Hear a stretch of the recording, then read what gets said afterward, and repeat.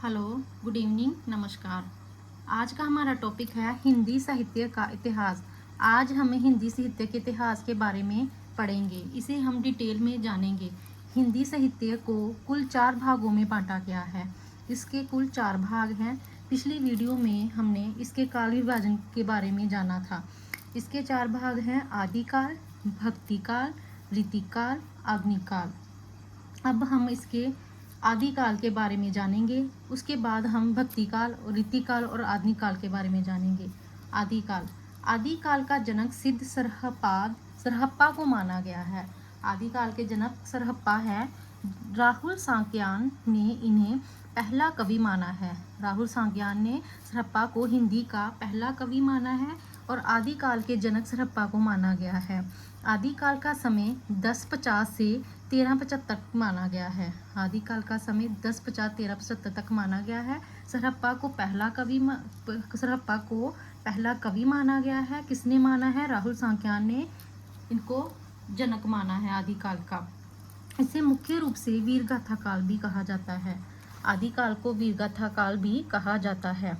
आचार्य रामचंद्र शुक्ल ने इसे वीरगाथा काल कहा। आचार्य रामचंद्र शुक्ल जी ने इसे वीरगाथा काल कहा। अलग अलग आचार्यों ने अलग अलग नाम दिए हैं इनको, जिसमें आचार्य रामचंद्र शुक्ल जी ने वीरगाथा काल कहा।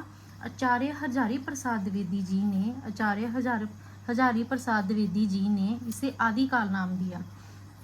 यह युद्धों के जीवित वर्णन और आश्रयदाताओं राजाओं की प्रशंसा की गई है।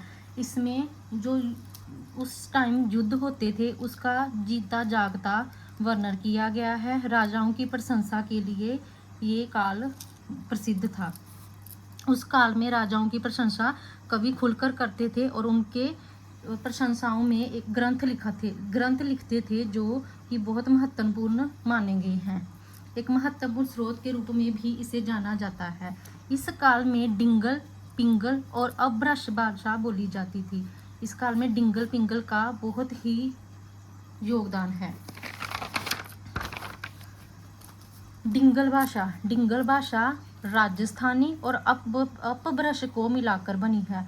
डिंगल भाषा राजस्थानी और अपभ्रश का मिश्रण है और पिंगल भाषा ब्रज भाषा और अपभ्रश का मिश्रण है।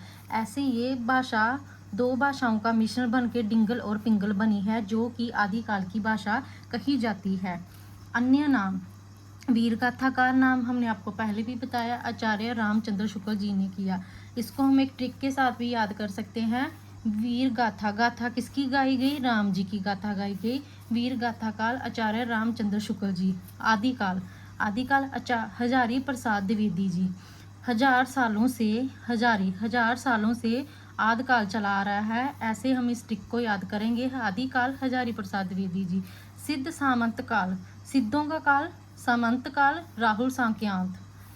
बीजपन काल महावीर प्रसाद द्विवेदी जी, जिनको बीजपन काल के नाम काल से भी जाना जाता है, इन्होंने आदिकाल को बीजपन काल नाम दिया है। चरण काल जॉर्ज ग्रियर्सन जी ने इन्हें चरण काल का नाम दिया है। उसके बाद आ गया आदिकाल की देश की राजनीतिक अस्थिरता। उस समय जो आदिकाल के देश की अस्थिरता थी वो कैसी थी, राजनीतिकता थी वो कैसी थी? उस समय जो छोटे छोटे राज्य थे उनके बीच युद्ध और विदेशी आक्रमण का माहौल था। उस समय बहुत ज़्यादा छोटे छोटे राज्यों में आपस में ही झगड़ा होता था। वो आपस में बटे हुए थे, उनके बीच युद्ध होता था, जिसका प्रभाव साहित्य के ऊपर स्पष्ट रूप से दिखाई देता है। रासो काव्य।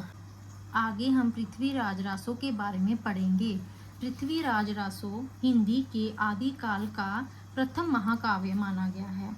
ये बहुत ही विशाल महाकाव्य माना गया है और हिंदी के प्रथम महाकाव्य के रूप में जाना जाता है। इसका रचनाकार 1992 है।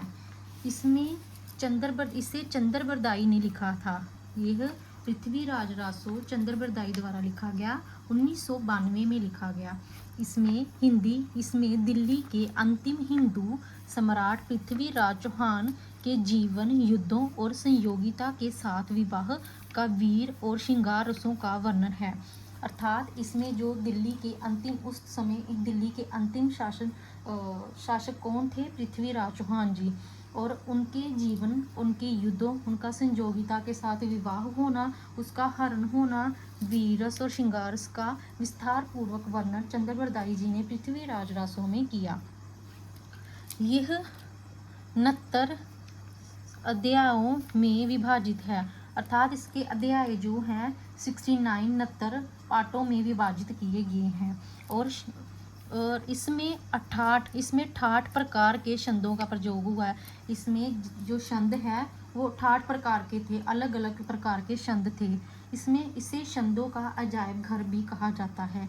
ये बहुत ही इंपॉर्टेंट क्वेश्चन है, ये बार बार पूछा जा चुका है कि छंदों का अजायब घर किसे कहा जाता है। छंदों का अजायब घर पृथ्वीराज रासों को कहा जाता है। इसमें 10,000 से भी अधिक छंदों का भी प्रयोग हुआ है। इसके कारण इसे विशाल ग्रंथ का नाम दिया गया है। इसमें वीर और श्रृंगार रस से भरा पड़ा है। यह ग्रंथ वीर और श्रृंगार रस से भरा पड़ा है। अगर आपसे पूछा जाए कि पृथ्वीराज रासों में कौन से रस का प्रयोग हुआ है, तो वीर और श्रृंगार रस का प्रयोग हुआ है। इसे ब्रिज भाषा में लिखा गया है। यह ग्रंथ ब्रज भाषा में लिखा गया है। इसमें पृथ्वीराज चौहान के पराक्रम, शहाबुद्दीन गौरी के साथ संघर्ष और संयोगिता हरण का विस्तार से वर्णन है। उस समय जब पृथ्वीराज चौहान को पराक्रम किया गया था, शहाबुद्दीन गौरी के साथ उनका संघर्ष हुआ था और उनके पत्नी संयोगिता का जब हरण कर लिया गया था, तो उसका बहुत ही सुंदर विस्तार पूर्वक वर्णन पृथ्वीराज रासों में किया गया है। यह 16वीं शताब्दी में लिखा गया ग्रंथ है और 1992 इसका समय काल है। यह काव्य उत्तर भारत के राजपूत समाज की संस्कृति और परंपराओं का जीवित चित्रण प्रस्तुत करता है। उस समय के उत्तर भारत के जो राजपूत राजे थे, उनके समाज की जो संस्कृति थी, परंपराएं थी, रीति रिवाज थे, उनका जीता जागता चित्रण इस ग्रंथ में किया गया है। उस समय के राजनीतिक अवस्था का पता इस ग्रंथ में हमें पता चलता है, वो कहा जाता है। आज का हमारा टॉपिक इतना ही बस, बाकी हम कल की क्लास में करेंगे। आपका बहुत धन्यवाद।